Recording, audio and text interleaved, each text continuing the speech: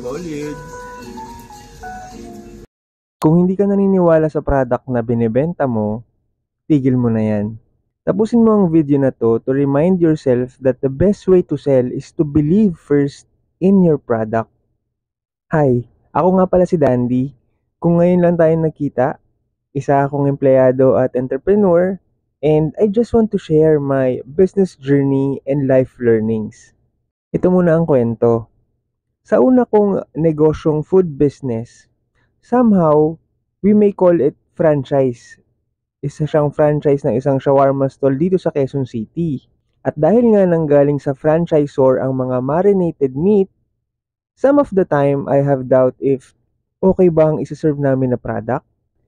Fresh ba yung meat na na-deliver? Bagong gawa ba yung sauce? Okay ba yung sibuyas? Etc. etc.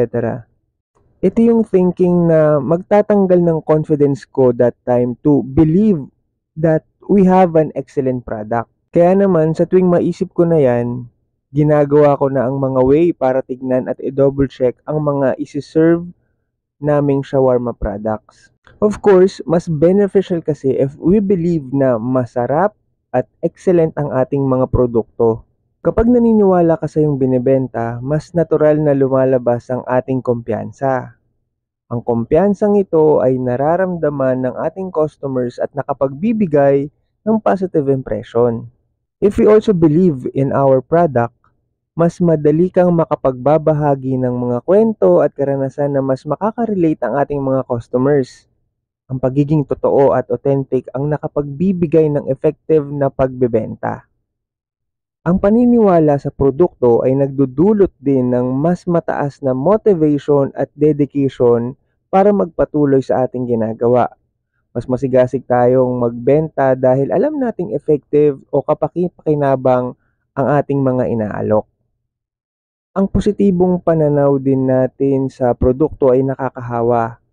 Ang ating excitement ay maaaring magpataas ng moral ng buong team at magdudulot ng positive environment sa negosyo. Sa kabuuan, ang paniniwala sa ating ibinebenta ay hindi lamang nagpapalakas ng ating personal na performance, kundi pati na rin ang kabuuang tagumpay ng ating negosyo. Isa sa mga best way para makabenta is to deeply believe on what you are selling. Pero syempre, hindi dapat puro believing lang.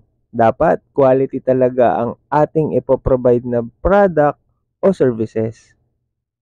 So again, kung gusto nyong tikman ang pinagmamalaki naming Anahata Frappe, you may visit us at MRB Building 19, ground floor, Manggahan Commonwealth, Quezon City.